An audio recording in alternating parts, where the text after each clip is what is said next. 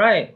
Hi, welcome everyone to the first session of Managing Diversity. It's a pleasure to be here and to welcome everyone and to have a very distinguished panel over here today. We have Prof. Davidson, Ms.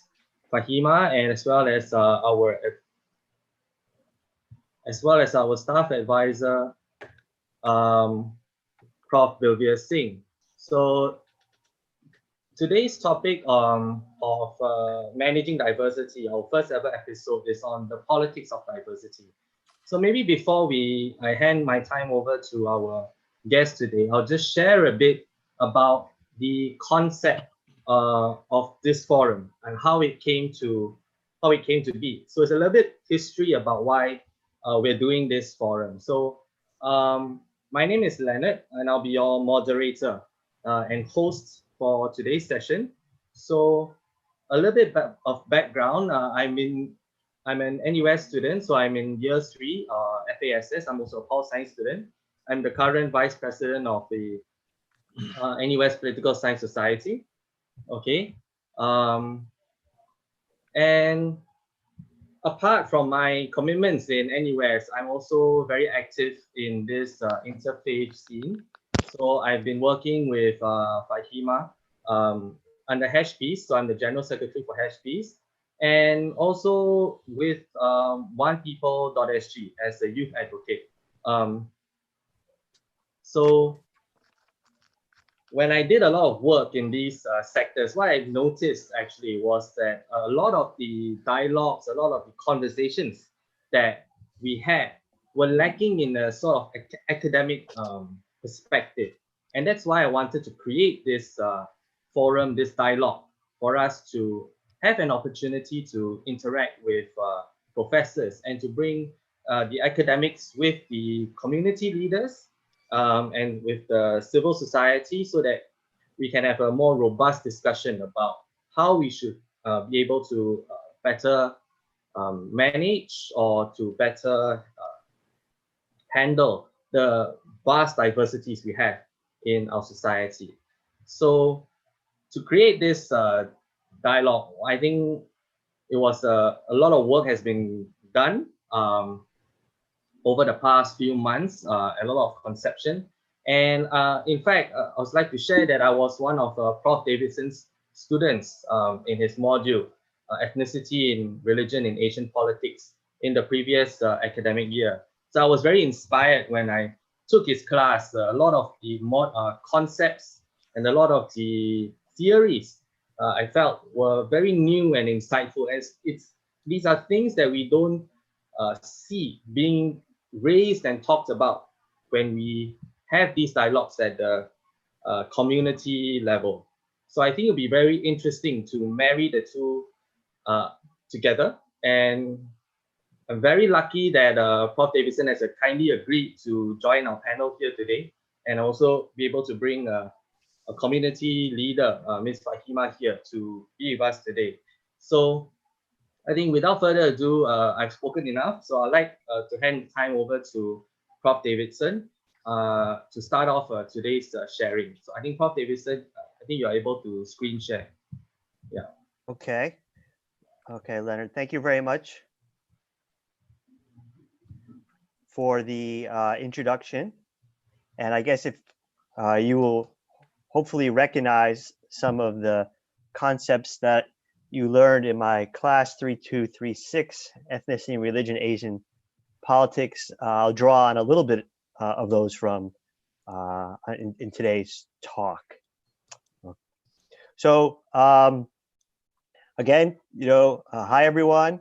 My name is Jamie Davidson. I teach political science at NUS. Particularly, I've been doing a lot of work past few decades on Indonesia is kind of my specialty. So some of the empirical examples today, I'll focus on Indonesia, but in the end, I'll have some implications for Singapore. Personal views, right? I don't represent anyone here really except myself. So what I want to do is have a practice on deconstructing this idea of majority or minority identities, which is, of course, the heart of diversity, right? I have to admit, I am not a huge fan of something like you think about managing, and that it's obviously management, right? Management implies a problem or issues that are very orderly, even if it's a mess. It's something that can be handled, right? It's manageable, right? So it implies or connotes order. Subject object, you are like a supervisor, and or you are outside the problem, or you're an elite or something, and the object or the lines of supervision are very clear when you talk about management.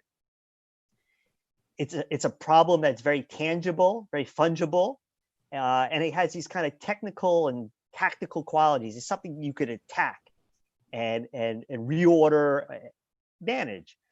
And I just want to raise questions about whether or not, when you think about true identity diversity, is that really the right way to think about it, right? Before you could even manage something, you have to understand what is the diversity, what is the world of diversity you're talking about. So while you may have diversity in some respects also assumes, especially when you talk about it in terms of management, it assumes or relies on a fixity or fixedness of groups. So those groups become quite countable or predictable statics. And that is something that I want to question in my short talk today. And I do this from an approach in social sciences that is known as constructivism. And what constructivism does, it questions the idea of fixed groups, the fixedness of groups. And this has key implications, right? It questions the foundations of a majority. It's hard to have a singular majority if you don't even believe in a singular group. And in turn, it also questions the utility of minority political rights, which is a huge topic in the discussion of managing diversity.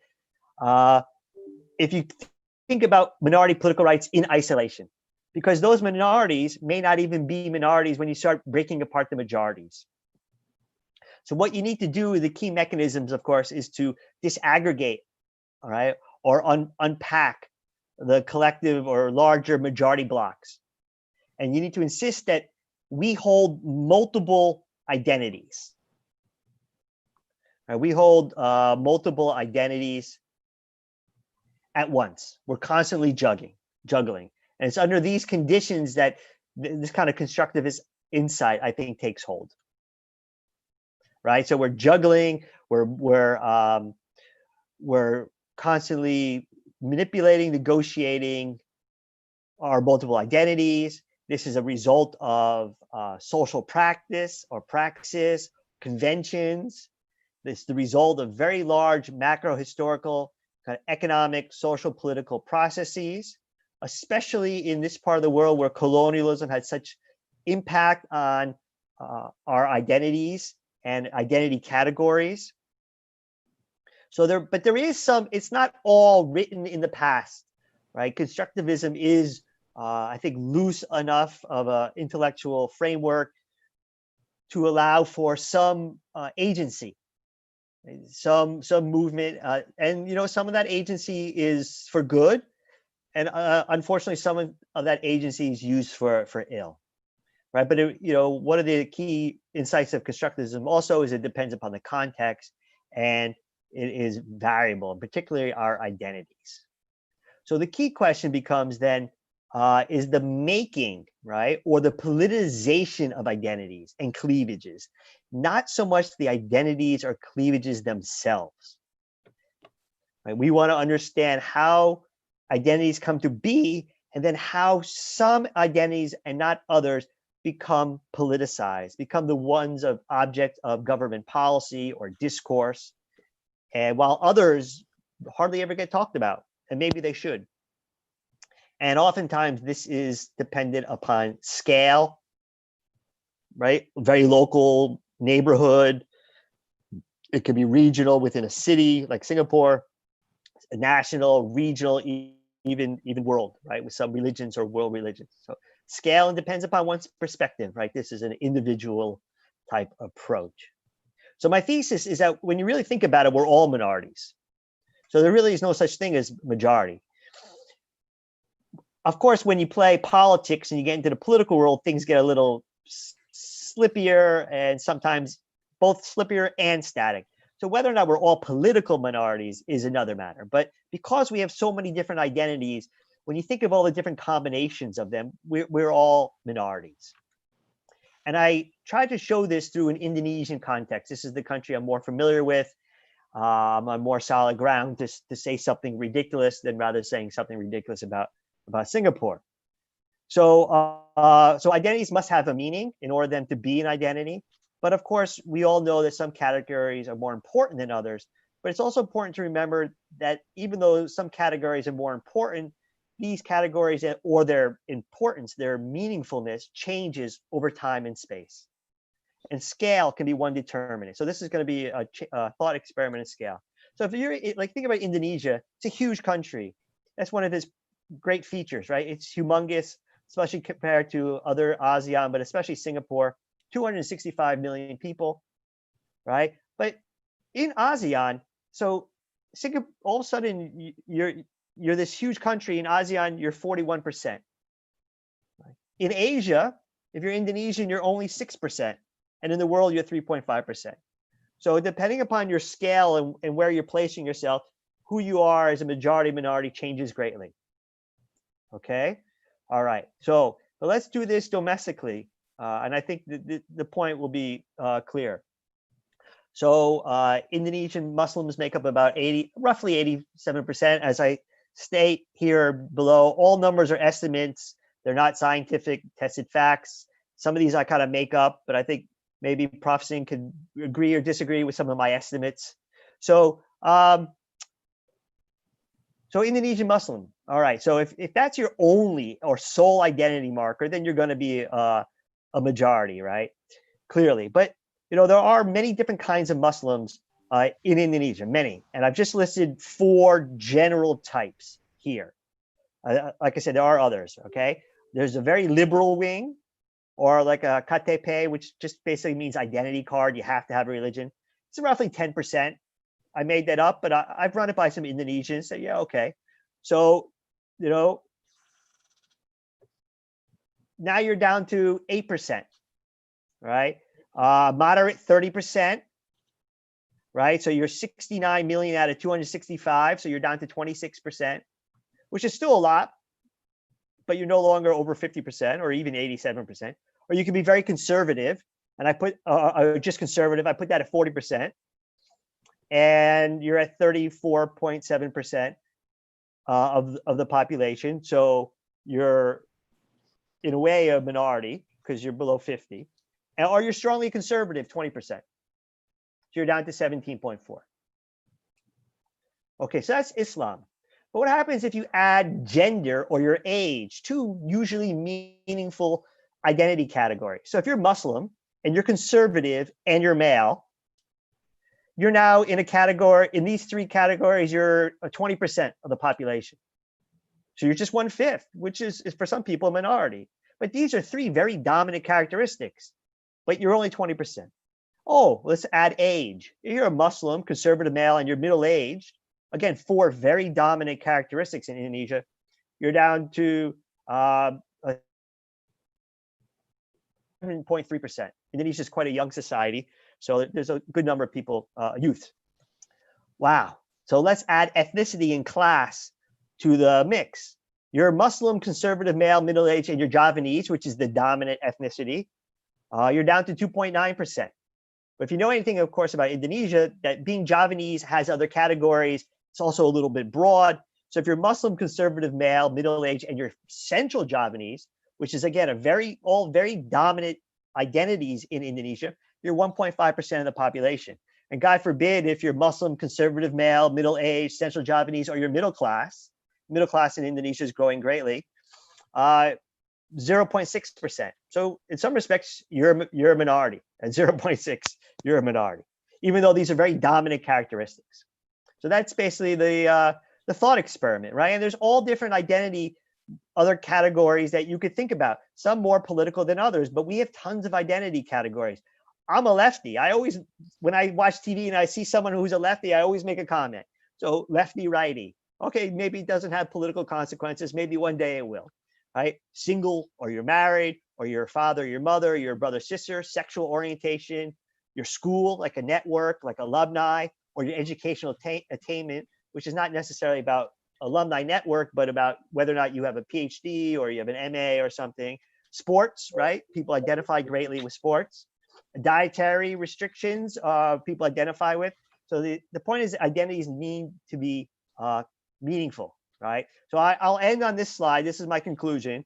And I'll just kind of bring this down into a Singaporean context, is that, the famous CMIO model, this is not revolutionary or anything, but of course it obscures more than it reveals, right? It's clearly constructivist. It came out of a historical context, but it's also, I also mentioned that it's part agent oriented, right? There is constructivism. We have some space for agent oriented action.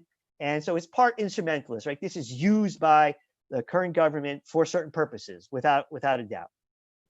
So it's a simplifying mechanism, but it really, when you talk about managing diversity, it's really simplifying. People talk about how diverse Singapore is. When you have a model like this, it's really truly simplifying. It's really not all that diverse. The true diversity of Singapore is much greater than this. And I have one very easy, brief example. CMIO is an ethnic, or you want to call it race, whatever. If you just think about Singapore through the lens of religion instead, all right? So I've listed here 8 different categories: Buddhism, Islam, Hinduism, Sikhism, Protestantism, Catholicism, Taoism, or no religion. That's 8. You've already doubled the CMIO model, but it takes you seconds to figure that out. So it's already more diverse. So with that, I'll basically conclude with a question that I throw back to the lettered moderator, the society, and observers: is managing really the proper way to go about thinking of the diversity of identities we have, and what are their implications for politics? So with that, I'll pass it on to the next presenter. Thank you. Thank you, Professor. Maybe now invite Prof. Singh to give us a few words. Yeah, thank you very much. I asked to go number 2 because I need to address the next group. First thing, thank you, Leonard, for organizing this together with the PS Society. Thank you very much, Jamie and Fahima, for coming on board. Jamie, thank you very much for that wonderful opening. I'm sure there'll be a lot of questions to be discussed. Actually, Jamie's last slide fits neatly into what I want to talk about. First thing, I think definitely the question, that important question. I always think that questioning something legitimately is far more important, because you're not going to get easy answers. So I think what you have just raised is very interesting. What I want to talk about is actually the 2 kinds of diversities which we are actually grappling with in Singapore today. And I want to actually drill in with regard to Singapore. That's something which I'm very familiar with. I think first there is that structural diversity which we have grown up with, and it continued to be played again and again and again. And if you happen to be carrying this, then you know what I'm talking about. This follows us throughout in my ICAT. If you go for national service, we carry a dog tag. It also follows with us, the dog tag. So much so our blood group is also included there, just in case I need blood transfusion in the battlefield, they know what to give it to me, and rightly. And it's not just ABC, but it's also the plus and minus there. So we've grown up with that. Jamie talked of CMIO or CMIO, whichever. So we had that, and actually that is race and religion. But if you look at the experience which we have been through over the years, is race, religion, language, and is social cultural. Is the sum total. When you talk about the 2 R's, race and religion, is the number of religions which operate here is definitely more than 12, but Jamie just put 8 up there. We have got many more. And not only that, then within each race, again, the subdivisions is amazing. It's amazing. Forget about the others. I can just tell you, within Sikhism here in Singapore, I mean, it's one of the smallest group. We got so many variants and gurudwaras which operate very, very differently. So interesting. So that point is one big one. So this is a structural one. And I think whether you want to talk about managing, whether you want to talk of organizing, whatever. I think it's interesting. And by and large, we have come to learn to live with it, the good, with the good and the bad and the ugly. But I want to talk about the second diversity, which has become even more important increasingly after 200 years of being here, and specifically politically since 1947-48, when politically we began to be organized in terms of electoral politics. The first election here was in 1948, and even though under the British tutelage, but we went on, and it became even sharper after the 1955 general election.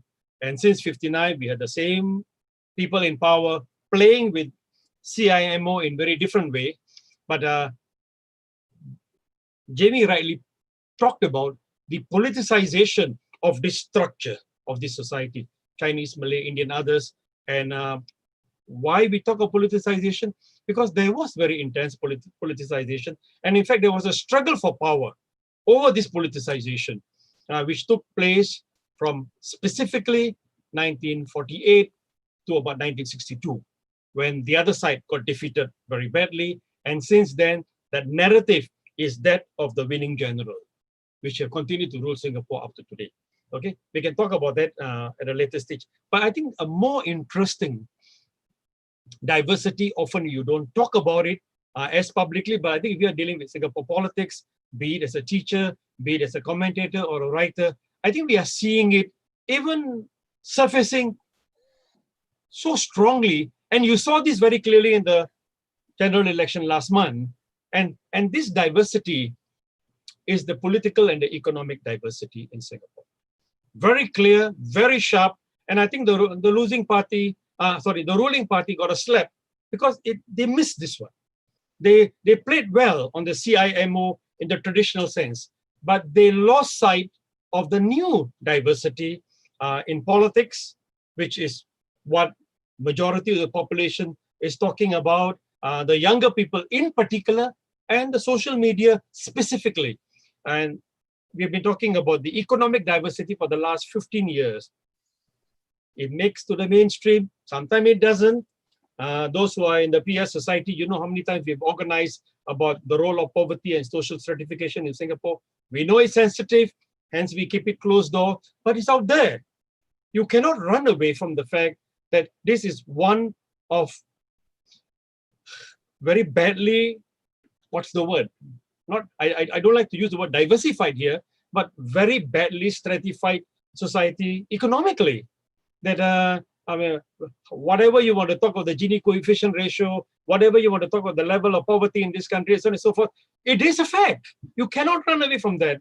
And that has become so significant that even IPS of all organizations, I mean, yes, the mouthpiece, spin doctor of this country, can say today the issue of social stratification is more important than CIMO. Wow, that's revelation in this country. You'll never talk like that.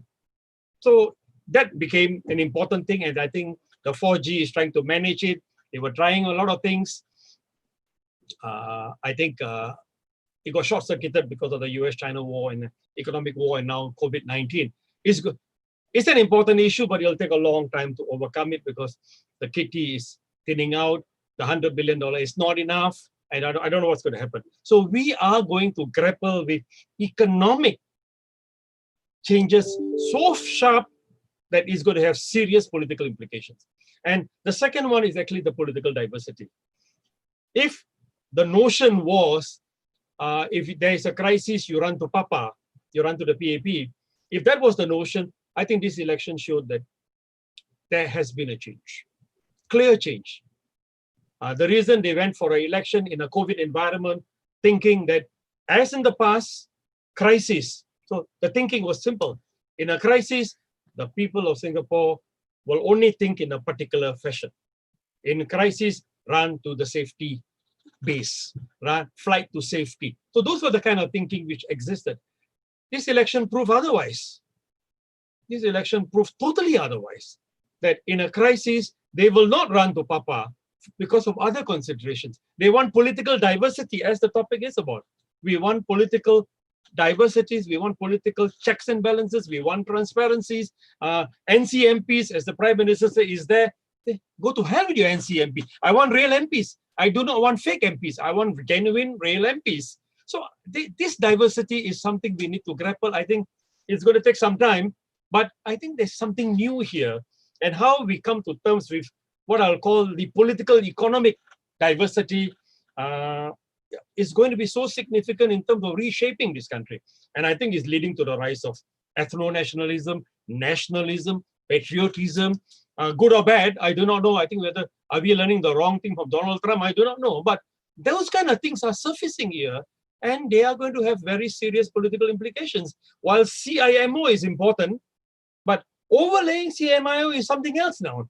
And how many of us have actually given thought that there are going to be changes? Look, what Reza Khan said during the Sengkang by-election would have been said, how dare you in the past. But today, hey, it's okay. It's all right. Why is it all right? You used to talk the same thing in the past, right? So why are you punishing her? She is not saying anything which is wrong. It's a fact, right? So this is how society has changed. So in other words, the narrativization of politics, the narrativization of the current economy. So Jamie talked of constructivism. People here will say, hey, look at the realism here of what's on the ground.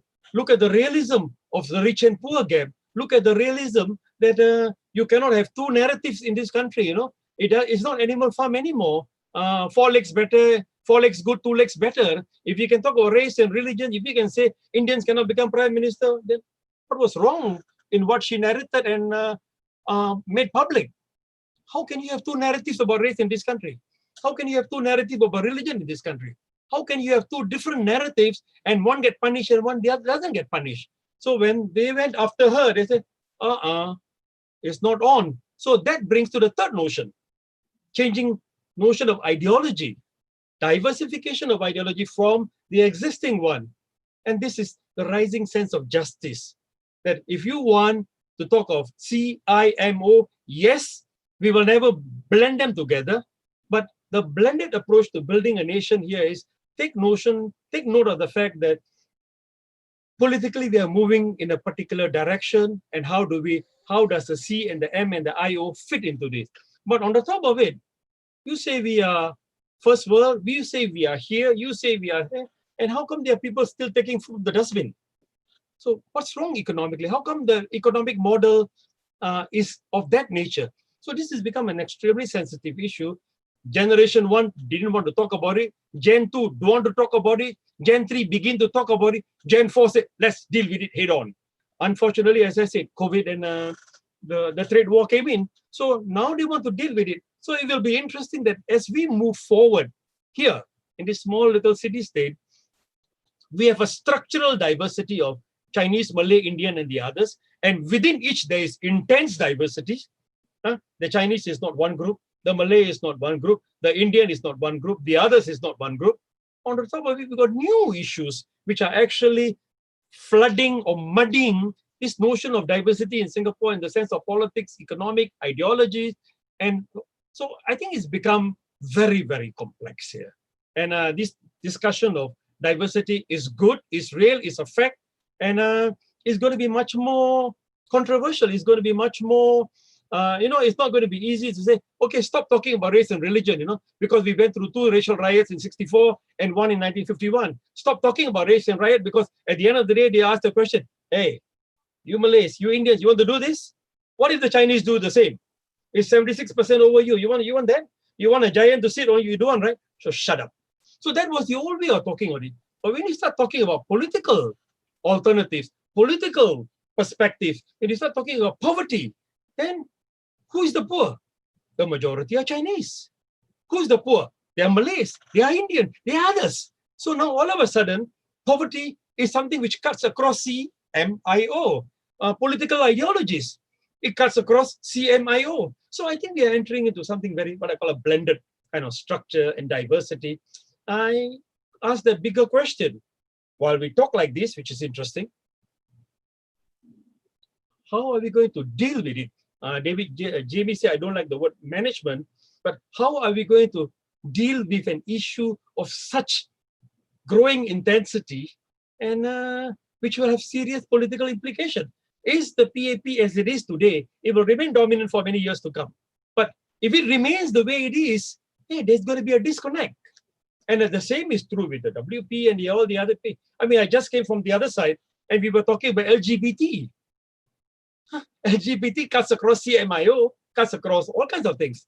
So I think this country is entering into a very interesting phase of its political evolution. Political landscape is changing, partly because of internal evolution, partly because of external factors. And I think there are a lot of uncharted arenas and territories we're going to move. And it's going to call for a very enlightened, tolerant perspective. And we are going to demonstrate more and more of our differences or diversity than otherwise ever before. Where we're going to head in the future, I do not know.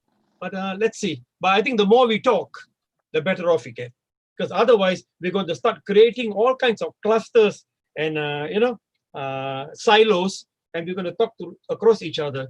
And if those silos become jihadiized, or like the white supremacist view looking at it, or like the Hindu Dua looking at it, and so on and so forth, wow, they're going to be in trouble. So the more you talk, the better off it will be. And I think tolerance and understanding is going to be the key, which we always talk about. If you were talking about CMIO, the way to move forward is not enough just to know it exists. But how do you understand and tolerate each other? Sorry, how it's not tolerating, it's understanding. Why doesn't a Sikh eat beef? Why isn't a Malay eat pork? You know it, right? Okay, why? And what does it mean for me? Why doesn't Sikhs take cigarettes?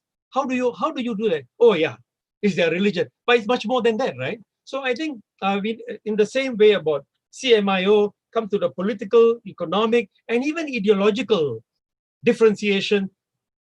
The more we communicate, the more we talk, I think eventually we can come out stronger. But I think something else must also change. The narrative of the nation must change. The narrative of so many people must change.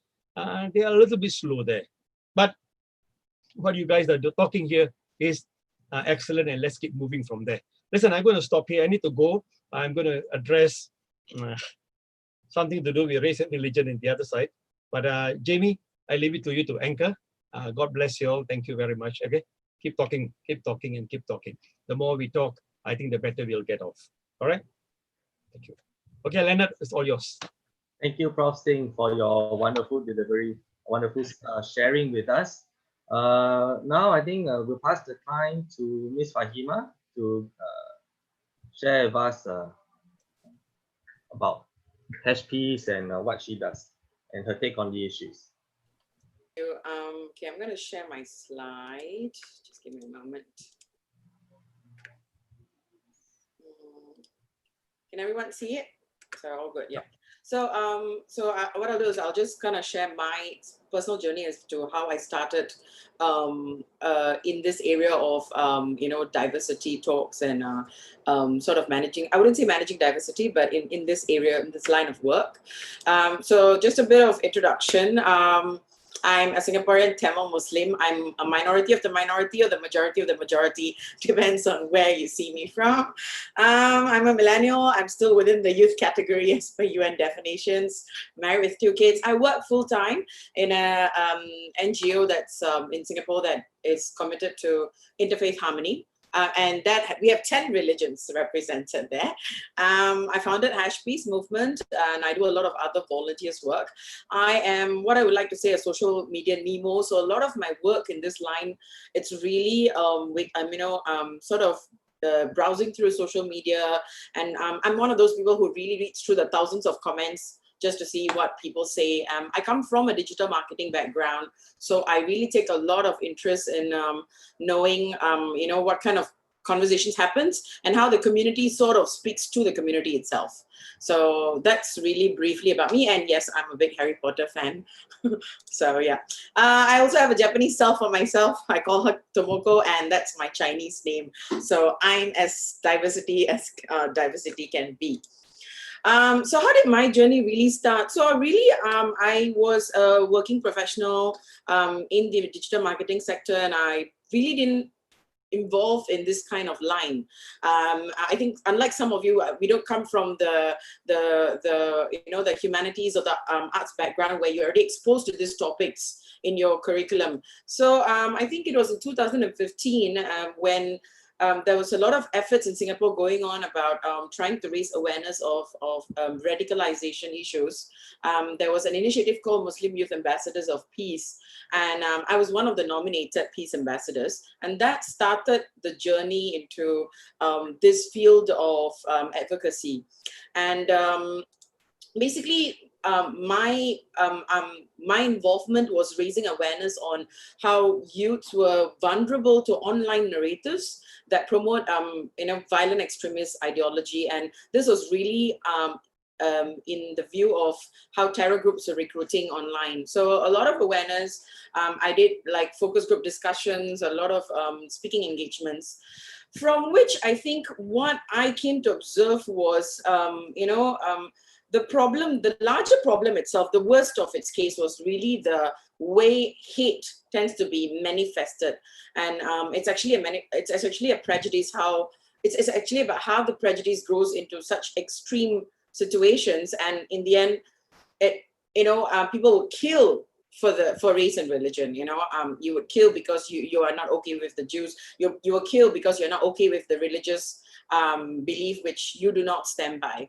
So it was really this question of what provokes people to go to this level of taking another person's life that really started the journey.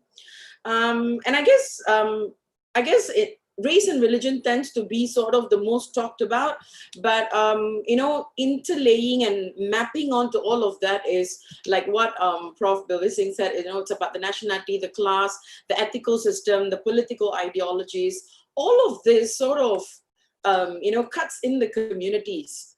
I think because I started off from a counter-extremist kind of advocacy, the two problematic mindsets which I observed within the communities in terms of these identities is they usually tend to be on a scale, because I think when you look at extremists, there's different levels of extremism.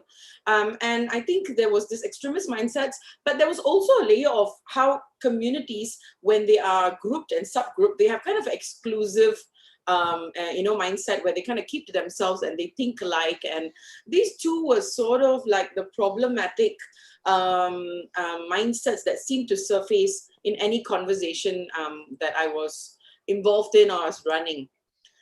So then I started to sort of really get into, how does this kind of mindsets actually kind of form in a person?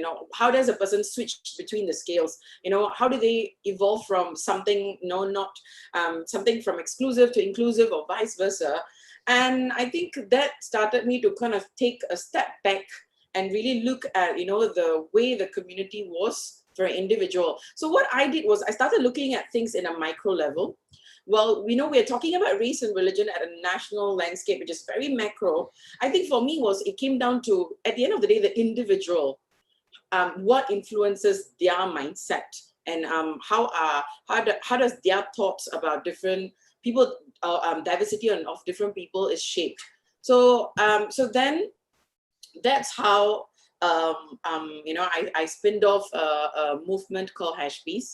It started a lot with trying to find a sort of like a way of catalyzing conversations that can contribute towards sustainable peacekeeping culture. And of course, social harmony was the kind of the overarching. It focuses on race and religion, but of course, it kind of cuts through various other identities. And I think the aim is really about how you can kind of build friendship across the different groups, subgroups, how you can counter the exclusive and extremist mindsets, and how do we develop cultural intelligence and critical thinking that will help. So that really is the mission. And we do it through different activities. We do theater style discussions, we do confidential conversation circles, we do Heritage Saturdays, which thanks to COVID, has all been put to stop. So we try to visit different communities, like the minority communities. We try to know about the clans, the different clan associations within Chinese, the different kind of Indians, the Zoroastrians. So it's just, I think when in my journey, what I realized is what could at the starting point be lacking in many of the communities is the knowledge of existence, that this particular group, however minority, exists in the community. And that group has a heritage, has history, has ideologies, beliefs, rules, and regulations.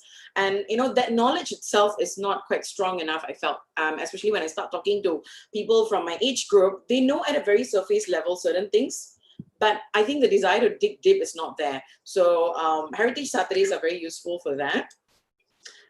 Focus areas wise, well, I think parents and dealing with racism is something that is still not sufficient. So we've identified that as one. And then, of course, racial, religious prejudice, exclusivism, and like I said, religious extremism as well, and negative stereotyping.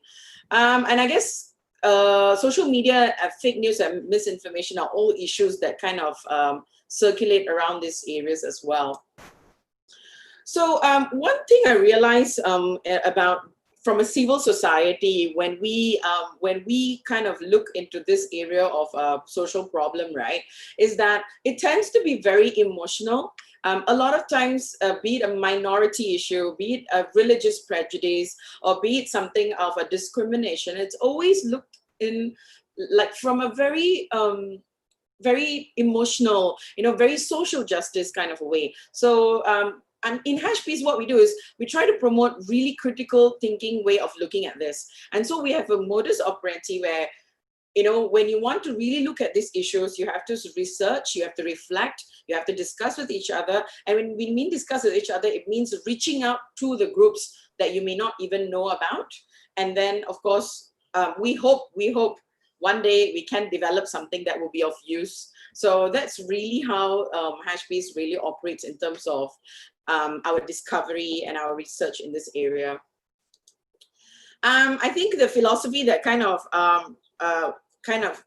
motivated me to start Hashbees is, I think from a civil society's point of view is, no matter what the policy, no matter what the regulation, no matter what theories and stuff, I think it still boils down to whether unity or even harmony or whatever words you want to use really comes down to the people itself. So it's really how we are going to do that. That's the large question. And so the philosophy is, what can people do about it? So what can people do about it? I think for today's discussion itself, at least related to race and religion diversity, right? I think there is a stakeholder model that I kind of always look to. This is a work in progress. The way they are presented could be moved around in many ways. So I think in Singapore, we have the government, which obviously has a very key role, very dominant role, and a very overarching role on race, religion matters. We do have the NGOs, OPSG, IRO, and many other NGOs. And then we have community leaders. I think community leaders have been around since the independence, the self-help groups and, the various associations by race and religion. And then, of course, social activism has grown and kind of come in the recent years. And we've also started seeing youth advocacy thanks to social media. The businesses in terms of the corporate, the private sector, I don't think they are really involved in yet. Sadly, because I think a lot of people do spend more time at work. And I think from that side, there's not been much effort to sort of look into these issues. And then there are also people.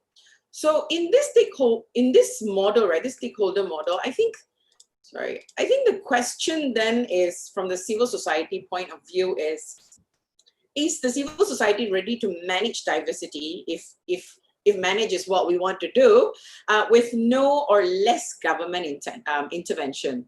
So is that the direction that we aspire to do? I feel that maybe from the activist point of view, there seems to be a desire for the civil society to handle its own and, not have government intervene. We do not go to the police every time there is something that's being reported. But then, of course, with that question, there's a lot of sub-questions on why, is this the way, why not, how and when, which needs to be really dwelt into.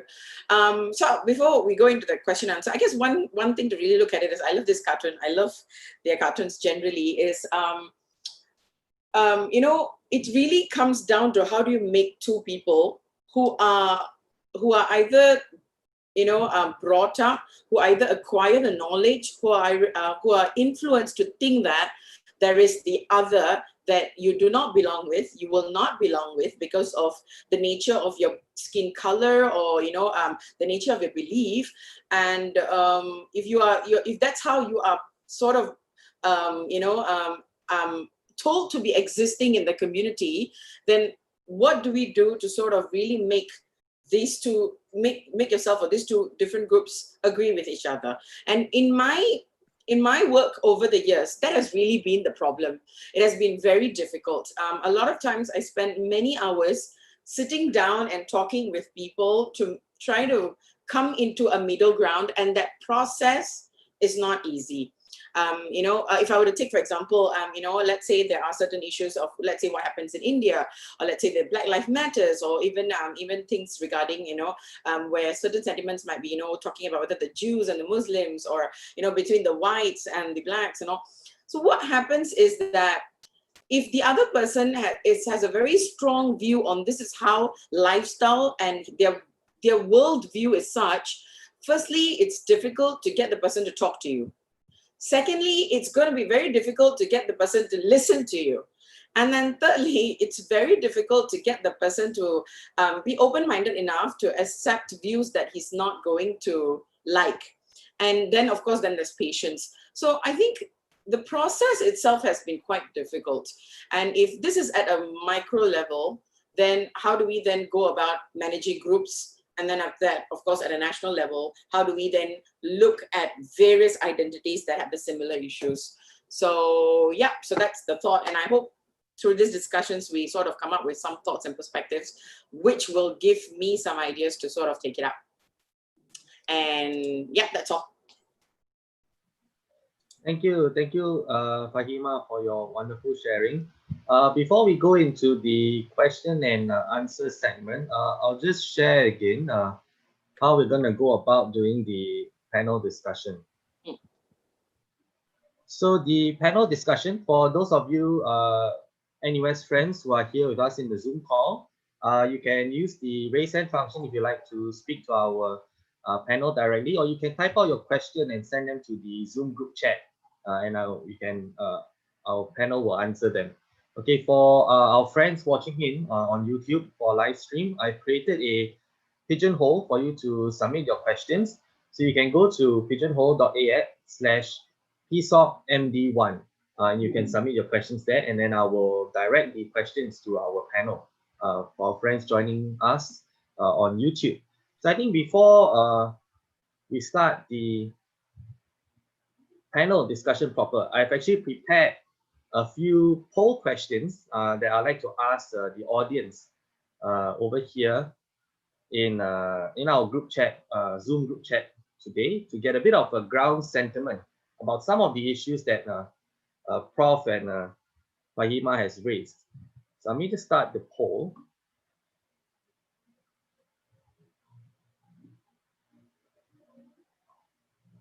So for our attendees here today, maybe I'll just roughly go through some of the poll questions, and you can indicate your answers via the poll. Okay, so the first question is more of you know, within the existing frameworks, what is the race that is stated on your identification documents? So this is not what you identify with, but what is being given to you. What is the label that's given to you? We like to know that. Next, within the existing framework, okay, how would you then identify yourself within the existing CMIO framework? So the options here I've listed are Chinese others, meaning that you don't feel like the label Chinese applies to you, that you would rather be called, let's say, a Hokkien or Teochew or Cantonese, so on. Or, you know, or Malay, or maybe Malay others. So you don't feel that the word Malay adequately describes your identity, that you'd like to be identified as something else like a Javanese or Bugis or an Arab, or if you're Indian or Indian others, or not within this framework at all, or would you rather be labeled as double barreled, so maybe Indian Chinese or Malay Indian, so on.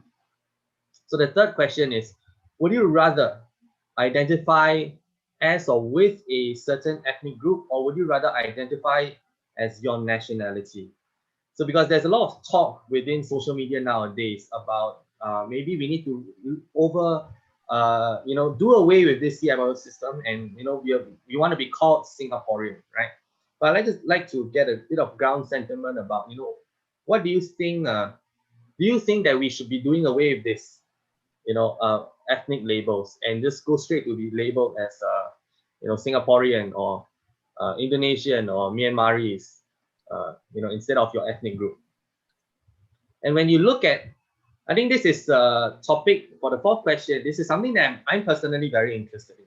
It's a topic that I've been exploring on my own, actually, and with Hashbees, about identity markers. So when you think about your ethnicity, what are some factors do you look at? Maybe you look at your appearance, what you do on a daily basis, what are foods you eat, what are festivals that you take part in, what traditions you have, a religion, or maybe even language.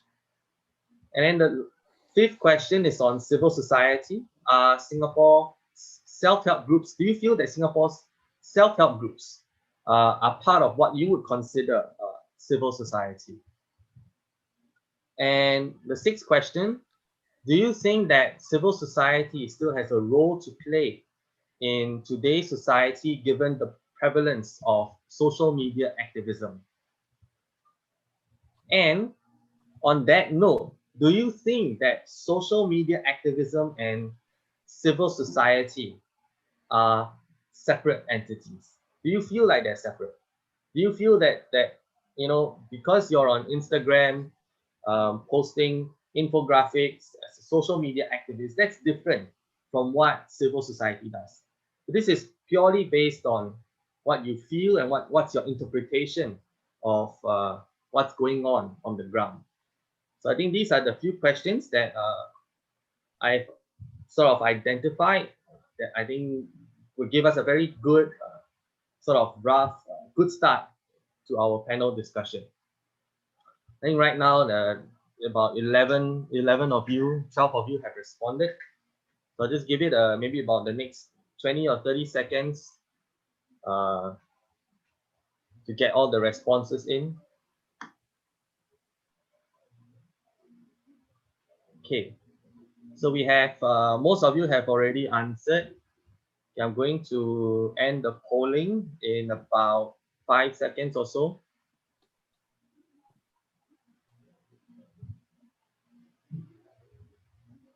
Okay, I'm going to share the results so that I think our panelists also have a look at what is the results that we have over here. So firstly, you think within existing frameworks, what is the label being given to you over here? And the second question, the third question. On the third question is very interesting. One of our participants here have stated that they would rather identify with the ethnicity rather than a nationality. Well, majority of our participants here have identified or rather would prefer to be identified by a nationality. And for the fourth question about identity markers, traditions come up on top, at the top, with about 85% of our participants here. I mean, this is a very small sample size, I know. But I think within this group itself, traditions, they feel that traditions play a very important role in when you look at a certain ethnicity. And also on appearance as well. I think appearance is the next highest, along with language. So appearance, language, and traditions. Less so on daily practices. And I think only one of you put cuisine and religion. There's a delinking of religion and your ethnic identity. And majority of you have said that you will consider self-help groups as part of civil society, and that civil society still has a role to play given the prevalence of social media activism. And in the last question, you think that social media activism, this is a very close fight, about 46-54. 54% of you said no to the question, do you think that social media activism and civil society are separate entities? So I think thank you all for sharing with me your thoughts on these questions. Maybe I'll hand over to our panelists. Maybe Prof would like to speak about one of these, the results that we have here. You want me to talk about the poll rather than, you don't want to go into Q&A? We can go into Q&A. I have one question here from our live stream audience. Okay, I can ask the question here. Instead of trying to manage all these groups, do you think there's a possibility whereby we stop using all these labels, and what potential consequences would arise? Yeah, well, you could try to, it's part of modern government is the art of, or the politics of labeling. And sometimes they have good consequences, often ill consequences. But yeah, in spirit, absolutely. The labeling can do damage. It can divide. Even when you talk about, like, you hear a lot this idea, you read the papers saying COVID, a stronger Singapore, which is great. Who wouldn't want a stronger Singapore? But you also have a lot of foreigners who live in Singapore, and you also have Malaysians to the north and Indonesian to the south. And a stronger Singapore is gonna have implications, right? So to relations with foreigners within and foreigners outside. It's hard to have your cake and eat it too.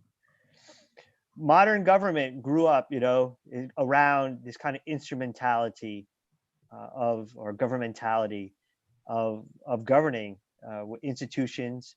And Leonard could attest, something we talk about in my class is the role of the census in the making of identities, the making of majorities and minorities. And it's a very, I don't know, it's hard to say, it's very European, but it was a colonial instrument. It was imposed, but it's gone global, right? I mean, everyone makes a census. Today in my country, the US is making a census, and Trump's making a mess of the census, among other things.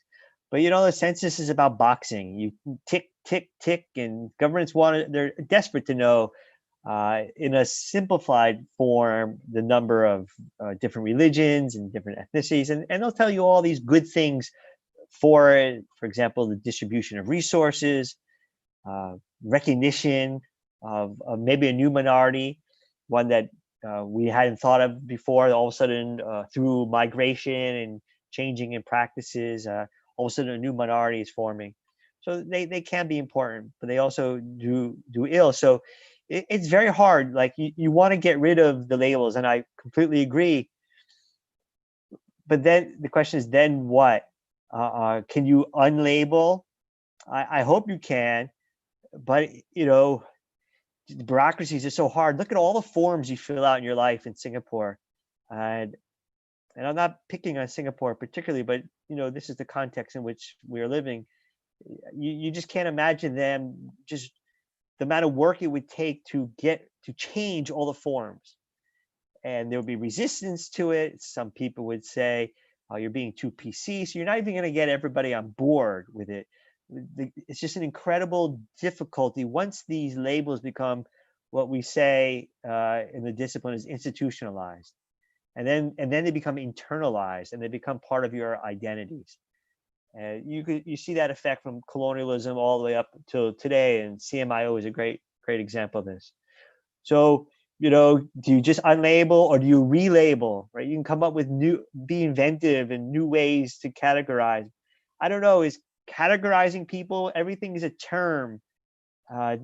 There's just, I'm getting on age where I could say, for example, suffer, let's say, a midlife crisis. Well, that's a box, right? Every age that you go through, people have these great terms, and they're all different labels and categories.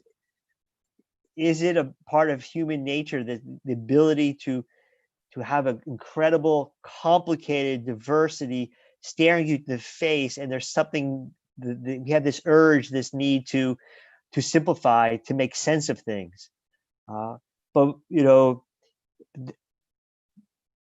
we all know that life is complicated. So where do you draw the line between appropriate simplification and incredible diversity, where it becomes overwhelming and then people shut down? And that's dangerous too. So it's a great question. I don't have an answer, but as Prof. Singh said, it's nice to talk about and to discuss. And unfortunately, we have to do this online, but it'd be great to interact, to be in a room and to come up with, that's how new ideas form, through this kind of interaction. But it's a great question. Thank you. Thank you, Prof. Fahima, do you have anything to add? I think okay, so for me, I always felt that, this thing about the labels, right? I think you need to look at how they came about, right? So I think with CMIO, it really came from the Jackson Town Plan, right? During that early period. And I think how the Jackson Town Plan would have come was people organized themselves in their groups based on familiarity. Those from India, they were together. Those from China, they were together. And that just came, and anybody that didn't come from the Malay, China, let's just create a category called others and just chuck them in, right? So if we now take away this label, let's say the current generation feels it's not, will that then stop people from asking me where I'm from? Look at me. I'm not easily identified as Singaporean. I could wear a banner behind. So then the question is, who wants to remove the label and for what purpose, right? So let's say, if you are a person who's labeled as other, and today's world, that is a derogatory term, then I think those are the people who want to remove this label. But if you are, let's say if you're an Indian Muslim like me and you just love your heritage, I'm not so sure whether I want to remove that label. But I definitely want to be known for the granularity of my identity. So, so it's really like this idea of removing the label so that it will hopefully solve all the problem. I think it's just an easy way out. What we are running away from is really looking into what are the problems these labels are causing. It's causing stereotyping, typecasting, okay? And in certain cases, for example, why do we look at PSLE and O-level grades according to ethnicity, at national level? What's the purpose of it? Maybe there is a purpose, maybe there isn't, but at a social level, is there a negative impact of that? Maybe there is. It's causing a certain stereotyping. So do we then do away with the labels, or do we just really openly address the issue it's causing, which is a negative stereotyping? So I think as much as we want to, if there is a desire to remove the label, then it needs to come with the solution of how we're going to then solve the other labels that will come. If we are all going to be Singaporeans, then the identity issue that's going to come after that particular zone will be Singaporean versus the non-Singaporeans. And then what is the problem that the society will feel with? It will be xenophobia. If we remove that, and let's say we decide, and that's not an issue, there will be what Professor Balbir Singh says, that there will be the issue of social class issues like in many other countries, right? So I think removing a label, I'm not so sure will solve the problem to begin with. It has always been put across as a shall we do away with it, but I think we are not diving into when and how, under what context it should be do away with. I think that will provide the solution. In certain contexts, in certain maybe administrative or policy reasons, CMIO is not required in today's age. So I think if we can really daringly approach that, that might help us to solve the real issues existing. I think by saying let's remove it all, we're just trying to pick an easy solution to, and not really listing out the actual problems. And I think that's what people like us face, because we come across individuals who are directly affected by this kind of labeling. But you see, everything is always discussed at a macro level, and we go to this question of, should we even go with CMIO? But what happens in that discussion is this problem, it's sort of nicely, not say swept under the carpet, but clumped under this issue of, is this labeling necessary? So I think that's not the question that we should be asking. I think we should be asking what it's doing and how we should get rid of the problem. And I think when it does, organically, the society itself will not quite use it in its day. Nobody will look at and ask me where I'm from, what language I speak. So I think from a civil society point of view, that's what I think, yeah. Thank you, Fahima. And Yash, you raise your hand. You'd like to ask your question? I think, hi everyone. I think before me, Jia Yi posted a question, so I think it's best to let her go first. Sure. Okay, then we'll let Jia Yi go first. Okay, so over here in the group chat, Jia Yi asked,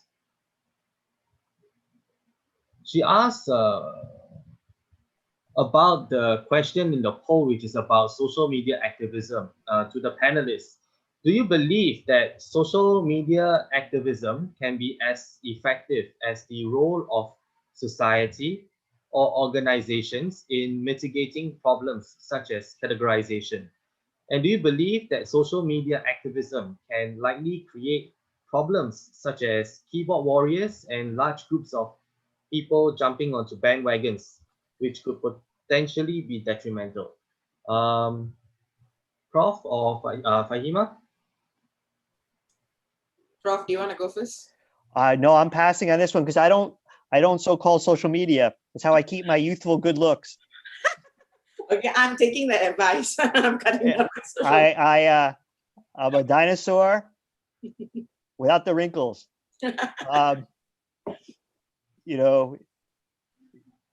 In short, I see wonderful things through it, and I see some horrific things through it.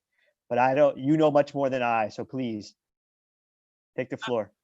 Thank you. So social media itself, I think, so let me just go through, which is, social media activism is as effective as the role of the society or organizations in mitigating problems, categorization. Okay, so social media, minus the trolls, the spies and everything, right, I think is the society. That's how I see it. It's just a digital transformation of the society. Imagine if, like right now I'm posting something about my new handbag or my new laptop. I would do the same thing if I'm at a wedding, if I'm at an Indian wedding, I'm going to talk about my new laptop, my new thing. So to me, I think it's just a mirror. So I don't see social media itself separately. Now, social media activism, whether it's effective as the role of society or organizations, is, I think social media doesn't have all the dynamics of a real world. Okay, take for example, in Hashbees, a lot of the initial days, how I understood communities was visiting them, sitting down with them, talking to them, and people I was taught, I grew up being told that they were not us. We don't think like them. We are not supposed to believe in what they believe. I think it was me reaching out to them in very private setting and understanding them. That dynamics is not what social media can offer you. I mean, you can try, but I think there, at least for me, from my perspective, I think you need to have a physical, interaction in a physical sense. Your body language matters. Is a person uncomfortable with certain things? When I type smiley face, I'm not necessarily, I've many times put smiley face when I really get irritated because I can't really be bad to the person, right? So I don't think social media has that. So, so there is that difference that we need to first acknowledge that, in the digital world, you can't get everything from a real world. So social media activism itself, I think, even I'm a bit confused with social media activism, okay? Let's say you're running a campaign, to raise awareness of particular, for example, the Black Lives Matters, or, if let's say, there's an issue that happens elsewhere and they want to raise an awareness about it, if there is an activism out of it and it comes with a good intention, it might be useful, because what social media can give that the physical world cannot is scalability. So it's effective in reaching out, but you also need to know that it comes up with a trade-off where in the process of being transmitted, that information can take different forms, can have new kind of information data inserted. It can evolve. So it comes with a certain trade-off, I think, which has come up with negative, repercussions. So it's effective in the way it scales. And sometimes when you scale, you have more people know about it and more people give voice to it. And there's been good outcomes that have happened. But of course, I think there's also bad outcomes that's been happening. So is it effective? It really depends on the issue and whether there's been interception of bad. Can create problems, keyboard warriors and stuff.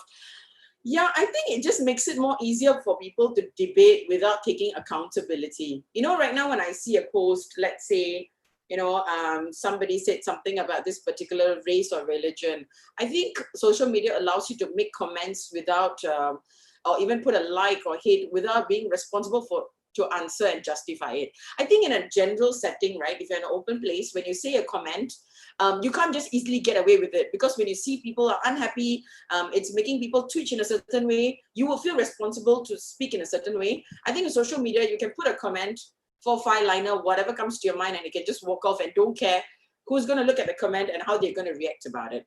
I think interpersonal relationship is something that social media doesn't kind of give you an option to see, and therefore you just get away with it. So it will create keyboard warriors.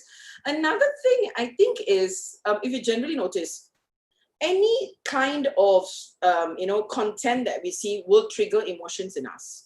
Now, I think with social media, when the emotion is, like, for example, when I see somebody, like the Black Lives Matters, I saw that video, it made me so angry and I will react quickly, right? But I think in a physical world, when you react, you're also controlled by what's around you in your environment. So I think that's how the keyboard warrior thing happens, when somebody says something, and it also happens that you don't know the person. So if you're going to say that the person said nonsense, you can get away with it. The person really won't know you or track you down. So I think social media activism is being useful, but you have to know that it's going to come up with certain trade-offs. So for example, I take a very strict stance as, before I share it, I will definitely need to see whether it will help. If it's not going to solve the problem, I don't know whether, even if it's a good information, it's worth sharing, because I think right now the sharing economy tends to exploit a lot as well. So it really depends on the issue, but I think overall social media is something that you just have to live with, and you just need to know what you're going to compromise in the process of the campaign that you're going to run. Yeah. Thank you, Fahima, for your answer. Yash, would you like to ask a question? Yep. Thank you, everyone, for your comments and for being part of this. My question actually is related to stuff that you have discussed, primarily with regards to the labeling that's been mentioned. I can relate to what Fahima is saying about people considering us not being part of Singapore in the first place. I get that a lot. But I think one thing that I would like to bring up is we talked about I mean, Prof. Jamie, you mentioned management is not a good word that you want to use, but in terms of dealing with the issue, labels do provide a certain source of categorization. For example, for religious and racial groups to actually help people with their financial assistance and with other various care programs and so on and so forth. So I think labeling should exist for the purpose of actually helping people, but it shouldn't actually exist to categorize people for various other national purposes. For example, in their identity card and stuff like that. Because I think if you do that, you are creating a particular categorization that should not actually exist versus the national identity that has been pushed forward since independence.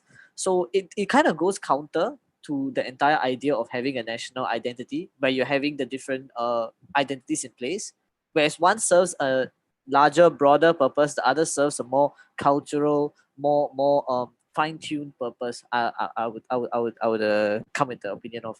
So my question would be: do you think it would be advisable to restrict the usage of the labels just for self-help groups versus having it over for a national platform or national identity? Yeah, I mean, it's a great question, but like, where do you draw the line between what's helpful and hurtful? I agree. That's a very contentious issue actually. Helpful and hurtful, but Like, I think let's say there's two people there, right?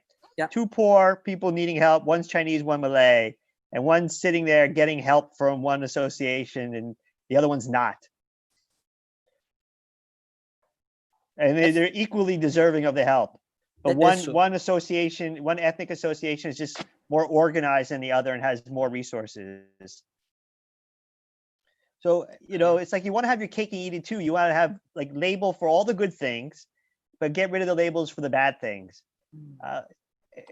Life just doesn't work that way, right? It just doesn't. It's just that we have institutions and we have rules and regulations, and it just becomes a nightmare trying to make that razor thin demarcation of where this is helpful and where it's just very hard when you put it in practice. When you think about that, and you raised a great example, you know, like there is a lot of good in it. People need community. We think of ourselves as individuals, but you know, we're really not. We're really interactive beings. None of us live. We might have unique identities. If you count up all the different identity markers, and you think of yourself as different, because I have 45 different ways I can see myself, and it doesn't map up onto anyone's. That's fine.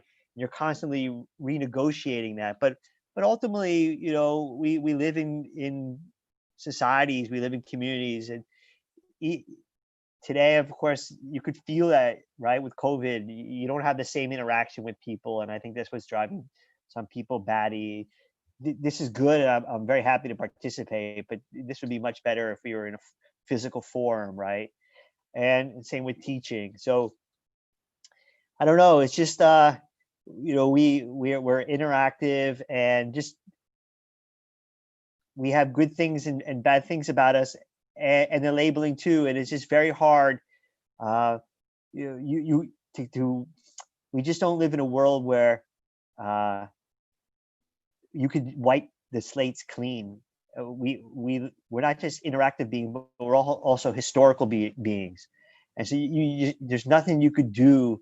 You can get rid of things, absolutely, but it's very hard to change history, right? But you can. It just takes a long time, and that's one of the faults of constructivism, is that, you know, you would say, okay, what we really need to do is rewrite the colonial history here, because it seems to have a certain, you know, over years it gets kind of ossified and solidified, and you need to challenge it and to rewrite it. But you've seen what happens when you do that, right? You get called in front of you know, parliamentary committees, and you get grilled for hours and hours, because there's certain power interest in keeping certain narratives. So it's just hard to. It takes extraordinary efforts. It takes extraordinary people, and it takes extraordinary events to do this. It's doable. I'm sorry to rely on social science, but you know, Max Weber talked about it all the time, and people misunderstand what he means by charisma. But that's what charisma for him is. It's people who could literally elevate themselves above and beyond our social present, and get people to literally reconfigure their worldviews and to see the world differently. And charismatic figures, you think of them as, you know, these great historical figures, but it's not just that. You know, many today you would call cults, where you get people who to literally give up all their assets, and to give up sometimes even their bodies to cult leaders, and have their kids raised in these communal compounds or whatever. I mean, that's charisma. That's getting you to completely change your life. practically what you have to do is, I guess what Fahima advises and works at is chipping away at the margins, right? And just trying to improve what you can control and improve. And then every once in a while, as she mentioned, you have not in a Singapore context, but you have something spectacular in a good or bad way, like the George Floyd killing, right? The killing is not specific to spectacularness, but the way in which it gets viewed and then captured on camera, right? If it's not captured on camera, then it's just a horrible event, but we don't talk about it thousands of miles away in Singapore, the way it galvanized people. And of course, these kinds of contingent events, they're hard to control, they're hard to predict. That's why we call them contingent events.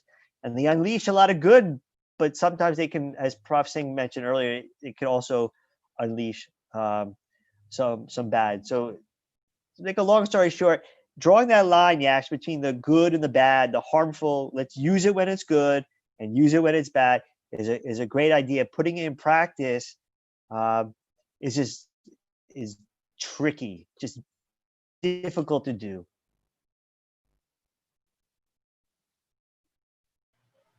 Thank you, Prof. Fahima, do you have anything to add on? Yeah, I agree. I think practically speaking, very daunting task. I can't think of someone who would really get into that. It's been quite difficult. Even we have so many very good youth movements and all, and it's so difficult for us to just navigate through conversations of, just pain. I know sometimes in social media, right, all this voice or noise that's coming out is because the people who are facing it are really the ones hearing the stories, and whether they are minorities or in large scales, it's very hurting when you hear even just that one person who, because of this entire model, has been disadvantaged. And anyway, I think this is what happens when you have a very matured society like ours, where we are citizens of who can think in a certain way of what we think social justice is. We demand that not even that one person should have faced it. So then I think, to your questions, right, we need to first go back into what exactly we want as citizens. I think in the recent OP Man, Minister Shanmugam put this question out, and I think there was no answer given. What exactly do we want for ourselves? Are we trying to very hard to prevent ethnic conflicts? Is that what we want to achieve? If we are, then we must be wondering what's wrong with all the various policies or legislation systems and the civil societies that we have, if that's what we're desiring for. I think this generation wants us to be matured society where we understand each other so much that that the utmost dignified way of handling prejudice and people not making another person feeling bad about themselves being whatever skin color or what. I think that's what we are aspiring towards. I don't think the word is harmony. I don't even know how the word harmony came about. I don't know who picked it up from the musical world and decided to put it into this race religion talks, but there is this aspiration that we want that a person will not feel bad to exist as who they are or who they choose to be, right? Doesn't matter whether it's race, religion, social class, or gender identity. I think that's what our generation really wants, right? So in that case, if that's the situation, I think when and how does the CMY model becomes a problem?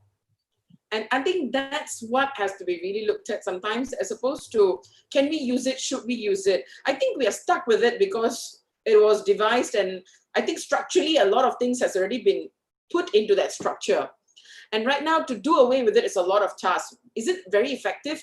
Is it very resource intensive to go in the direction? It could be. But is there a better way to do it? I am a very ground up person. I think if people can take the aspiration of trying to not manage diversity, but live with diversity at a micro level, it really means trying to know each other to the level that you would respect everybody as, everybody's integrity as a human being, right? But I think that part still requires work, correct? Which is what we are seeing what's happening nowadays. The kind of slurs that go on, the kind of misunderstanding. I think social media has made it very obvious that some of these issues are not quite resolved. There's still large groups of people who don't even have cultural intelligence. So I think it's whether we can achieve that and what needs to be achieved. It helps to look at it in a very pragmatic way. If this is what we need. And I don't think we can change the entire country for one instance, because there is a lot of intergenerational issues we need to look at. Once upon a time, saying certain words was not considered racism. Now it is, right? So it's going to be difficult. But what will help is if there's more civil society organizations that come up and take different aspects of these issues and deal with it, at least there is something that will keep priming people and get people talking about it. And I think that's what Varsini also says, the lack of which, we are probably moving towards something that will probably go into a violence, because people don't want the other to exist. So yeah, I think that's one way to look at it. Thank you, Fahima. Okay, we have one question here that's quite highly voted on our live stream. How do we as a society continue to push this notion of a Singaporean identity while still ensuring that we can celebrate the richness and diversity of each particular section of society? Will we inevitably lose one if we pursue the other?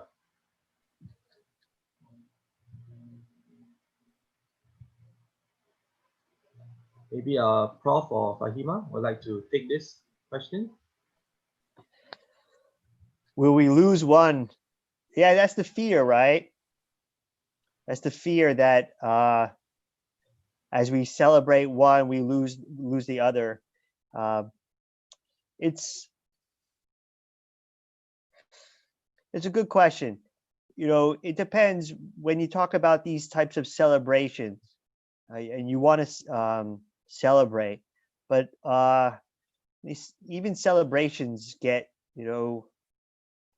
there's a question here about government policies, right? So certain celebrations are more celebrated than others, right? So some are more legitimate, some have more resources, so maybe they receive government backing to so ideally, right, this should come from bottom up, from the community, and you're allowed to celebrate these festivals or these events, and you would hope that people are big enough. Walt Whitman used to always say, "I am large." Right? If you are big enough to hold these multiple identities, but often, in the distribution of resources, about what so much of politics is about, is that behind the scenes, that there's the government will give certain resources for this celebration or for that celebration, or for this group, or even a self-help group receives government subsidies and government that's when things get tricky, because they're not, how should I say this? They're not natural communal initiatives or feelings from below, and how you want to form your group. When the resources get involved, then people use the identities as a means to, that's what instrumentalism is all about. The people using identities as a means to proffer or to profit. So if there's all these resources involved to set up a community organization for an ethnic minority, we talked about earlier, right? Say the emergence of a new ethnic minority, and there's government subsidies are available to organize, let's say, some new mutual aid type of society or self-help group. You can imagine people coming to the fore and say, okay, let's prioritize this one identity in order to gain resources. And it's called gaming the system, but it happens all over the world. And that's how so many of our identities become institutionalized, and they become so meaningful because of the resources involved in them. And even at the national level, all countries are, not all, but most of them are pretty much constructions, right? They're accidents of history. things could have easily gone other ways. Singapore is a great example of that. I don't mean to single out Singapore on this, but it's just so obvious, right? Having even been part of Malaysia, and then the divorce and all that, being Singaporean grants you certain privileges and certain access to resources. And so when you start mixing in the resources and the identities, that's when some of the fluidity either gets gamed or becomes instrumentalized. And as we talked about with Yash earlier, this could be for good, right? If there's a certain ethnic minority that's not being recognized, and then they emerge again through, let's say, the breakup of that would be probably one of the more obvious ones. Actually, all the CMIs, they can be broken up too, and you have an offshoot, and they make the case for wanting this. We're being underrepresented. We don't have any resources because the dominant group within our larger group doesn't see us as real, and we are. And so the government reaches out to them. That could be a great story, right? But you could also see how people instrumentalize that, and it could be for ill as well. Thank you. If you want to, yeah, that's.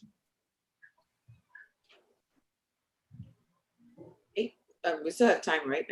Yes, definitely.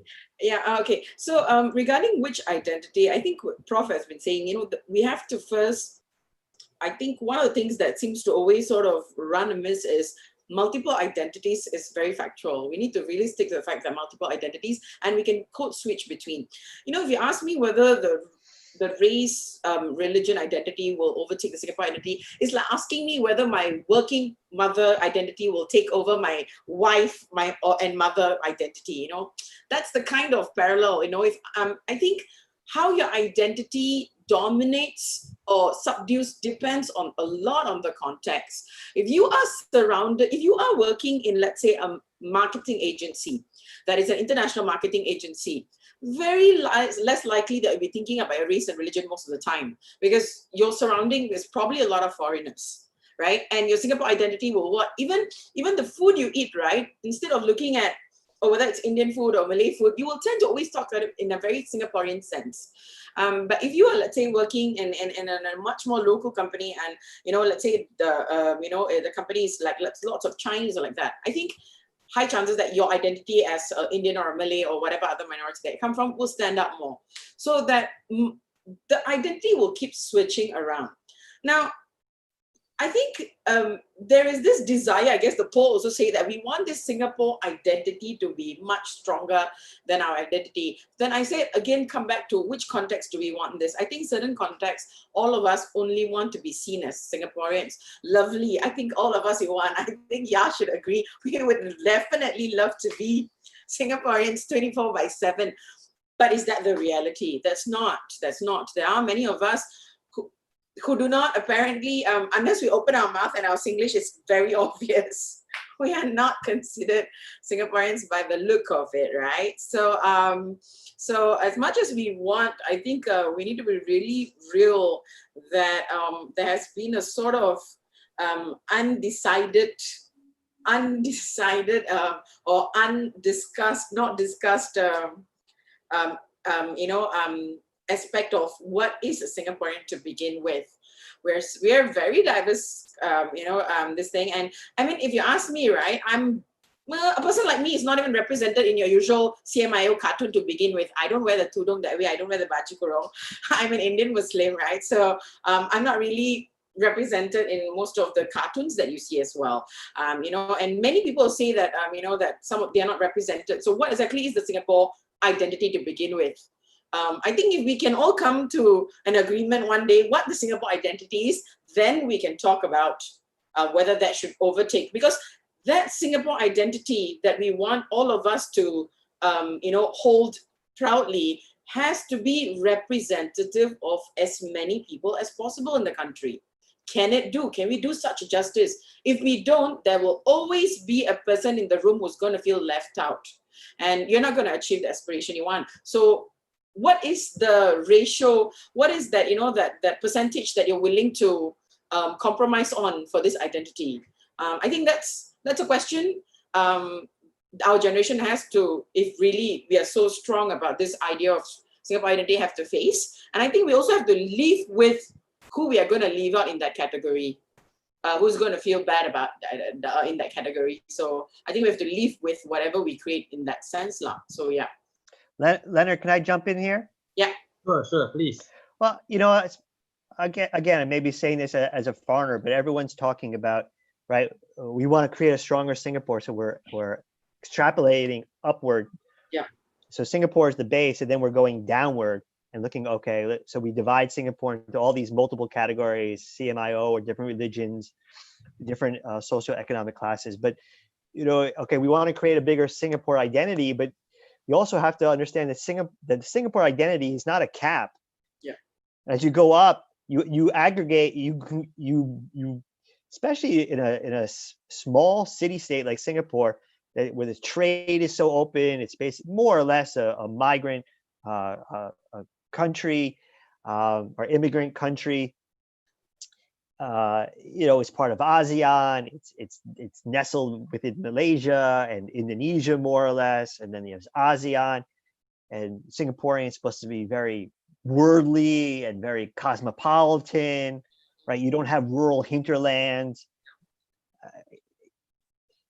I just don't see how as you aggregate to the Singapore level, you're gonna just stopping there would change so much of who you are, because Singapore is also very global and very worldly, and so your identities just burst this cap or this ceiling. And Singaporeans, as you talk about, we want to be more mature, we want to be more understanding of each other. That has regional and global implications. You can't. One thing about social media, it's just not about Singapore, right? It's quite universal. And so we have all these external forces upon ourselves here, living here. And it's a tough place to pin and say, okay, let's create a stronger Singaporean identity. And there's certainly policies that could be changed to do that.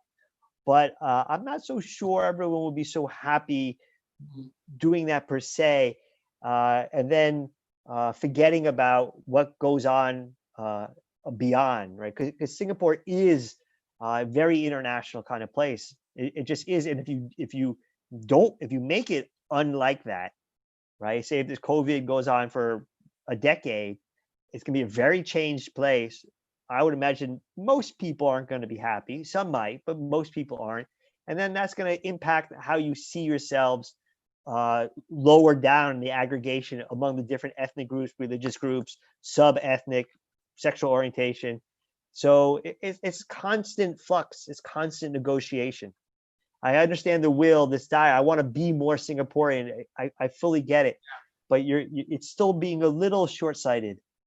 Yeah, that's true. I think it definitely will have an impact on us. I think it also becomes that I guess it's also who's directing this narrative of wanting to be more Singaporean. I don't know where the genesis of this is actually. I know I've been hearing a lot about it.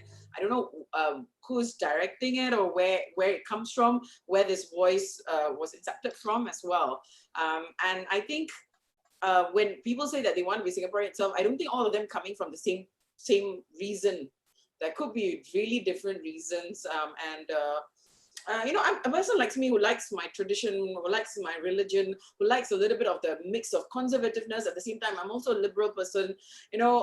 Will the Singapore identity do justice to all of this in me, right? What if in the fourth, let's say a generation, it's a bit more liberal, and they are taking towards a little bit more particular type of a young Singaporean, but some of us are really more rooted to our tradition and our culture and our religious thoughts. And so what, we are not proper Singaporeans if we go to identity. And this, like Prof says, will have its disadvantage when we look at a international landscape. And I think for me, at least, I think this combination of multiple identities have been quite advantaged. It's always, I think at an international level, when I say that I'm a Singaporean, usually they don't expect me to be a Singaporean. And then when I say I'm a Singaporean and I say the combination of my identities, it just preserves a lot of richness. But that saying that's one side, but of course there's the disadvantage to it, which is why I think we feel like, oh, let's do away with it. But doing away with it is not a solution. It's a wish. And I don't think we can go on just having this kind of wishes. Yeah. Thank you, Fahima. I think with that, it's a very nice segue into our next question, actually, about, doing away with these labels and all of that. So I think we have a question here from Rachel in the group chat. Even if, she's asking a question related to ethnic categorization in Singapore, even if CMIO is expanded to include and represent the existing and growing ethnic diversity, it still creates new ethnic boundaries that might come with new labels, like what you mentioned. So is CMIO also linked? CMIO is also often tied to and guides policies, which makes it difficult for their removal. So how can we then negotiate these difficulties to better represent Singapore's ethnic diversity? Maybe Prof? Well, if you don't like the policies, you either, I guess you can petition, you raise a stink. We talked about keyboard warriors earlier, or you vote them out, right? You don't like the way in which the current government ties certain policies to this model. Raise a stink about it, or yeah. I mean, you live in it's the next question where they quote the pledge, right? Regardless of race, religion, or language, religion, but that's from the pledge, right? I know that, but you, according to the pledge, you also live in a democratic society, right? So, yeah, you vote them out, or you go to the meet and greets, or you get letter petitions or keyboard warriors. It can work, but I unless you really want to, you think you're going to start like a revolution. I mentioned earlier is like you start small, chipping away at the margins, see what you can get away with. Some of the policies or guides that are tied to this. Start with the ones that are probably easiest to change, or to tell them to get rid of, to have the least ramifications, and you build up a little bit of momentum, or the ones that are most heinous. If there's a few that are just so unjust, and now I'm not saying this is an example of that, but it's one that's just off the top of my head, because I as a father who have children in your public school system, I've thought of this before. In fact, I thought of this years ago. I was at a bus stop somewhere and I saw, like some advertisement, MOE, and they were announcing the PSLE awards, and yeah, different ethnic groups. Fahima mentioned that before. Why do we need this? And why do we need each ethnic group to have their own PSLE champion? If that one is a wide, consensus on that, you just swamp MOE with, get a letter writing campaign and call or email, and then that's how you learn. You call it social practice or politics. That's how you learn to play. But just saying like, okay, we have this whole system. How do we get rid of the system? Ooh, you're talking about history. You're talking about thousands of different government institutions, bureaucracies. You imagine the amount of paperwork you would need just to get rid of the existing paperwork. I mean, that's brutal. That you want to devote that's almost like a lifetime challenge. So you study, you do research, and you try to figure out what is capable, and small victories, then you can then move to something larger. Practical politics. Yep. I think that definitely. I think like Prof mentioned, there is one part about the pledge which is about the democratic society. We are not under military rule. We are not being ruled by a king, or something like that. The people that are making the policies, the ones who are actually implementing the policies, coming up with the law, are actually a parliament that's selected by people. So it then becomes very important for people to be very vigilant about the kind of people that you're going to put into parliament, as well as the kind of policies, which is why things like the manifesto and all becomes very important. I don't know. I guess Leonard will share this thing with me. There's so much of this voice and this good intention for people to want to do something about all this, but when civil societies, when NGOs, when young people take time off their work and study to organize something, all these people that want to give all this, like let's do away, you're not there when we need to have the conversations, when we need to come up with the solutions, when we really want to do something. You are not there in the room. It's very easy to make comments and have wishful thinking on how the thing should be, but it's very difficult because, see, when civil societies or even any organization, even small youth group organizations, whatever they do, what comes of it is the observations of what people want, you see. And when you speak to the right people, you kind of give the picture of what is the direction you want to set. And all this influences your member of parliament, your people who, and how they would shape policies or even their manifestos and how they would present to you. It's a process where you need to have conversations, and many times I can tell you it's very disappointing because people take a lot of their volunteer time to do it and nobody comes. And firstly, it's very difficult sustaining volunteers even in this line of work, be it activism or in anything. So we need to first solve that problem first, I put it out to people like you who actually come from a background where you speak about this in your curriculum. There are many people who cannot articulate some of these issues like you do. There are people who come from a particular educational or language background where they may not even be able to grasp this entire issue at all in the way we do.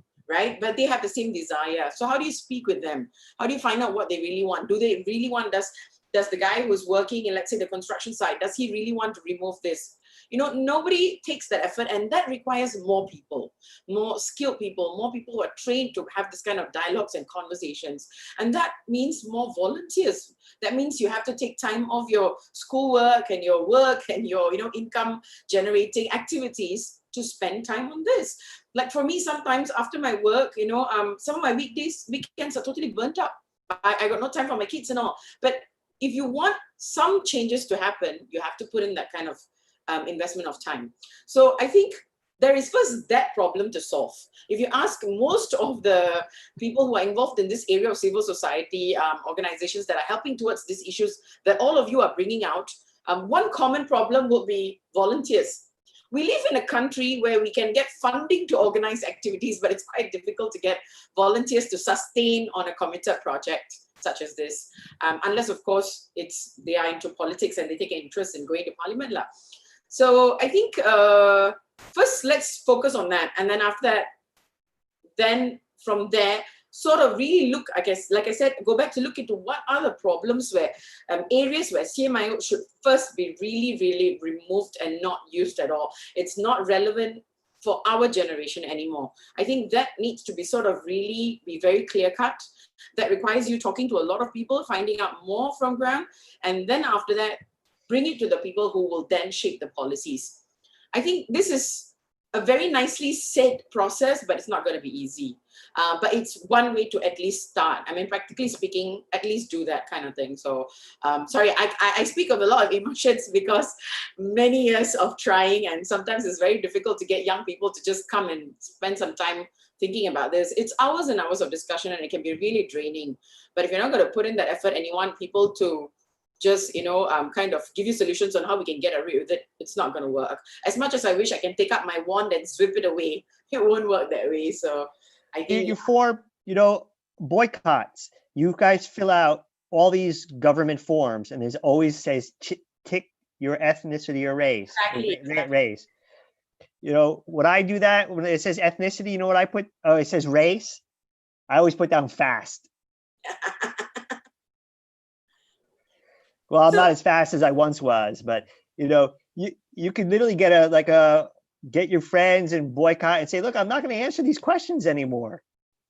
And yeah, you'll get a lot of resistance, and you have to willing to sacrifice. You might not get what you want, or because you didn't fill out the right form, but if there's more of a stink being raised. And why do you, and I say it a lot. My wife always kind of gives me an elbow, and if I'm filling out some form, and I would say, why does this matter? Why do you need to know my race or my ethnicity or religion for this? I mean, I think I experienced that when my kids were being registered to school. Like, why? Because the government, again, I mentioned this earlier, modernity. Government wants statistics. They want to know exactly how many this is here, how many that. But what my kid's religion is going into primary school is irrelevant. It's completely irrelevant.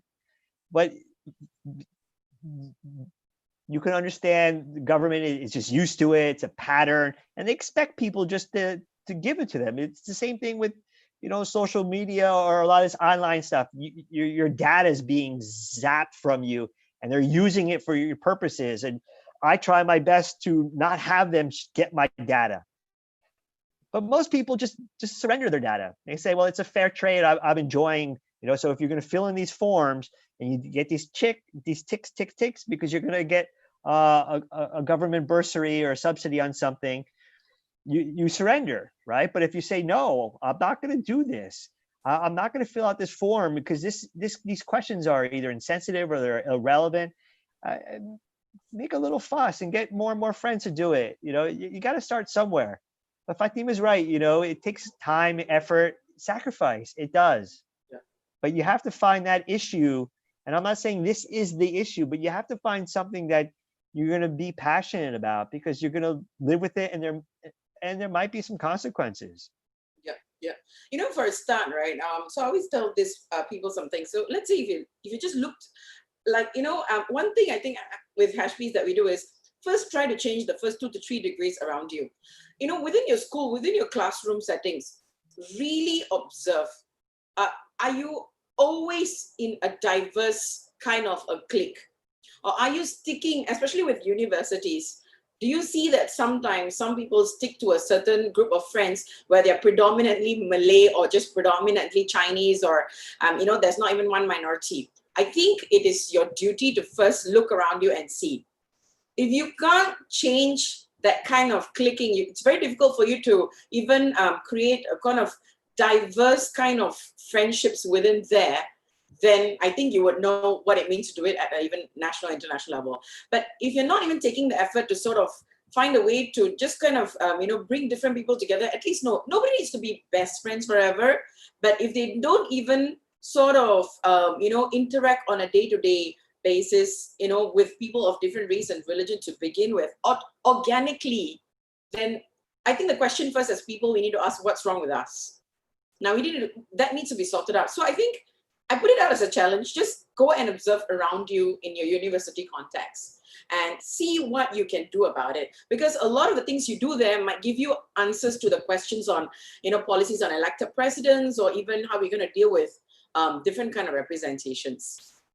So this is a political science society, we need to do better ethnographies. Yes. Personal ethnographies. Maybe you're in the wrong discipline. You should be in anthropology. But I mean, that's what Fahim was talking about. And it's a great point. You need to be a better observer of your daily life and your daily routines and what goes on around you, and who do you interact with and who do you don't, and whether or not you're going to do something about it. But you should, most of the people who are educated, smart people, you need to do a better job of observing your daily routine and your practices, and take stock, and then do something about it. Yep. And if you find anything interesting about your your circle of things, just talk to me and Leonard. We'll be very interested to know what's happening. So far we've only realized, when I work in workplace, I think what happens is because of dietary reasons, the Muslim people will, first start, people tend to be nice to each other, but eventually the Muslim people will go lunch together, and then the non-Muslims will go, because I think the Muslims don't want to trouble the colleagues to choose the halal places. And, well, this side, of course, sometimes the good intention, they want to, it's also difficult because, there's only so much you can learn about different people. But is the company that has this stuff doing something about mixing them up? Are they doing something, putting in something? Is somebody even asking for it? So there's this elements of even at micro levels, which is not even dealt with. And so far, I think if you don't solve this problem around you, whatever you do at the top, it's not going to change, because you could remove the CMIO and you will still have people going lunch with the same friends because they look like them, right? And I think, so if you do observe something interesting, you want to talk about it, let us know. I think as a civil society, we have advantage. We kind of explore things at a different level as well. So yeah. Thank you. Thank you very much, Fahima and Prof, for your wonderful answers and for sharing so much with us. I think we are steadily approaching 6 p.m. So we'll just end off the session very shortly. And thank you, Fahima, for the call to action. Yes, definitely. If anybody else is interested in raising things or discussing things, you can approach me or Fahima, and we will love to help you and help you out. You can also approach the Political Science Society. Definitely, because this is Student Life Fair, also I have to promote Political Science Society. So in light of that, let me share with you the last few slides that I have over here. Okay, so the Political Science Society membership sign-up form is live. For those of you who are in NUS, please feel free to join us. Unfortunately, because this is NUS Political Science Society, the membership is limited to NUS undergraduates. So for our friends joining in on our live stream, I'm sorry, we won't be able to have you come on board to Political Science Society. But nevertheless, if you have anything that you like to speak about or write about, let me bring you to the next initiative that we have. So we have this new initiative in Political Science Society called Census, where we are open to taking in letters and opinion articles, where we will publish them on our website, censusgp.wordpress.com. So the guidelines for submission of your opinions or your letters is over here. You can scan the QR code on your screen, or go to the website censusgp.wordpress.com/censusmd. So Census is a new initiative that we have. It's a journalistic publication that we are running, that we are starting here at PSOC. So if you want to submit your letters, you can submit them to censussgp@gmail.com. If you have any queries about Census, you can email my friend and colleague at Winston at events@nuspsoc.org. So what we will do with your submissions over here at Census, if we think that what you've submitted is very good, and if there's some questions for our panelists, we would love to have your letters and your opinion articles. We'll have a read through, and then we will submit them. We will forward them to our panelists here today, or we can also share them with our future panelists for future editions of this forum. So thank you very much once again for coming to today's session. I hope you have taken away something and learned something. I'm not sure if Prof or Fahima, if you have any last words for our participants. No, nothing much from me actually. Like I said, just more than discussing and analyzing, sometimes get things done at your immediate circle, and we are one step solving the problem, at least some problem. Yeah. Okay. Thank you, Fahima and Prof Davidson, for joining us today. Thank you for accepting the invitation to be our guest speakers for today. Thank you. Thank you. Enjoyed it. Thank you. Yeah. So it's 6 o'clock. I think we've come to the end of the session. Right. So for those of you joining us on the Zoom call, if you like to, you can unmute and say goodbye. I'll end the session shortly.